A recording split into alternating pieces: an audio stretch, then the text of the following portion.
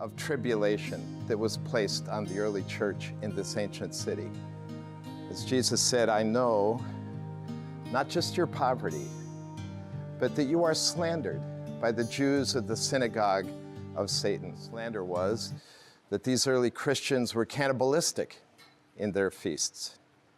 They called each other brother and sister. So the slander was that they were anti-family. In the structure of Rome, the family was very important, that these were people who did not care about their families, just about each other. Well, it was those kinds of things that caused additional pressure, that marginalized the Christians, that alienated them, that made them a despised subculture.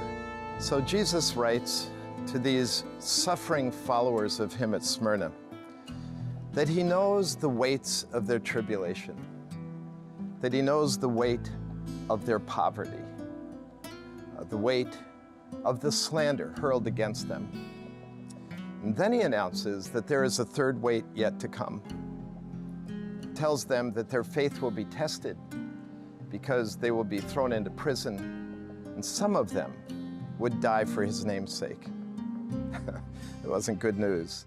He had a dream one night in his older age of his pillow catching fire, and he told his friends the next day that he thought that was God warning him about being burned at the stake for his faith. They did, and he died there for Jesus Christ, just as Christ predicted would happen. But Jesus added a little note in the letter. He said, these tribulations will only last for 10 days, which was a metaphor in those days of just a short time. And then he said, after these are over, I have something special for you. See, I think life is a lot like a feature-length film. We freeze frame it in Smyrna with the poverty and the slander, the imprisonment and the death of these Christians. If that's all you have, you're in total despair. Why wouldn't you deny the name of Christ? But there's more. And Jesus Christ is the executive producer.